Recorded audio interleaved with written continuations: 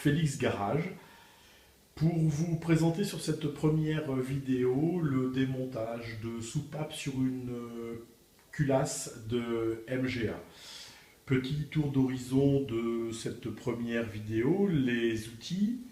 Tout d'abord un petit tournevis qui nous permettra de démonter les deux demi-clavettes, une pince à bec long pour retirer la goupille, on verra ça plus tard sur la vidéo, un marteau de taille moyenne, très important, un petit tube 3/4 de pouce, longueur 100 mm, un autre tube 3/4 de pouce, longueur 400 mm, vous verrez pourquoi, et évidemment l'essentiel de cet outillage, un lève-soupape Facom référence U13L trouvé à 60 € sur eBay.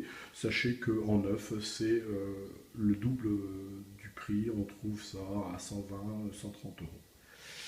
Aussi, en termes d'organisation, des petits pots yaourt avec un scotch et un repérage qui nous permet de ranger chaque pièce appairée par cylindre et par fonction. Cylindre 1, échappement, admission, 2, admission, échappement, et ainsi de suite. Vous comprenez évidemment la logique de cette organisation. Nous allons maintenant passer à la démonstration. Je prends donc le lève-soupape.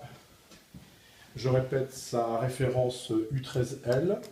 Donc là, il suffit de le positionner sur la clavette à démonter, ainsi évidemment a posteriori de la soupape. Donc là, on bande le système. On vient d'entendre le petit clip qui en dit long sur le prémontage. Et voici l'astuce. Alors oui, on peut parler d'une astuce qui n'est pas présentée et qui n'existe pas dans les livres. Il faut, à l'aide du petit tube 3/4 de pouce 100 mm et ce marteau, donner un coup sec ou deux pour décoller les deux demi-clavettes de la queue de soupape. Puisqu'après tous ces kilomètres parcourus, évidemment, tout cela est très appairé et il est difficile de démonter sans faire cette petite tonte de choc. Ensuite, nous prenons le tube de 400 mm qui va nous permettre d'actionner le lève-soupape. Alors, je vous assure que c'est utile, puisque le bras de levier proposé par Facom n'est absolument pas suffisant, on se fait mal à la paume des mains, donc là, c'est un jeu d'enfant, c'est très facile. Donc là, on voit que les ressorts se compriment, on dégage petit à petit les deux demi-clavettes.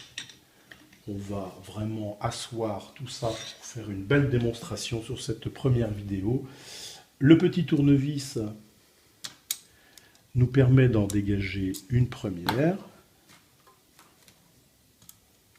que voici, et la seconde, évidemment, va venir, je pense, relativement facilement. Voilà. Les deux demi-coquilles, les deux demi-clavettes, pardon, sont démontées. Maintenant, on peut débander l'ensemble. On voit que les ressorts sont de plus en plus libres. Voici donc le premier démontage. Ce que j'avais oublié de préciser, c'est effectivement l'ajustement avec cette molette sur le lève-soupape Facom des deux demi-pinces qui nous permettent de bien saisir la coupelle supérieure. Donc là, un ressort, le deuxième, et là on s'aperçoit que le ressort est cassé en partie supérieure, il faudra sûrement le remplacer. On le met dans le petit récipient qui va bien. Il y a un peu de casse sur cette partie. Ici, on retire le joint d'étanchéité inférieure au niveau de la que de soupape. Alors, le caoutchouc, évidemment, ne fait plus fonction. Le caoutchouc est complètement dur, cassant. Et la soupape tombe naturellement. Celle-ci était la soupape d'admission du cylindre numéro 3 et que l'on met dans le ressort afin de respecter l'appairage de tous ces systèmes.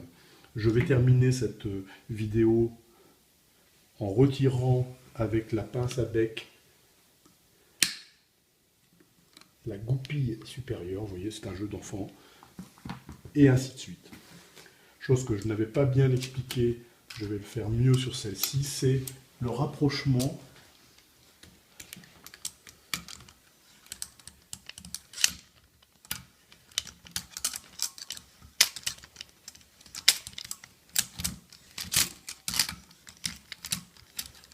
du lève-soupape par rapport à cette avant-dernière soupape qu'il nous faut démonter. On regarde bien en partie inférieure si on est bien en appui sur la tête de soupape, ce qui est chose faite. Et là, en partie supérieure, on rapproche les deux demi-pinces pour bien effectivement coiffer la coupelle supérieure. Je ne vais pas refaire une démo, mais n'oubliez surtout pas cette astuce. Ce petit tube, 2 coups de marteau, voilà, c'est terminé. Merci, c'était la première vidéo de Félix Garage.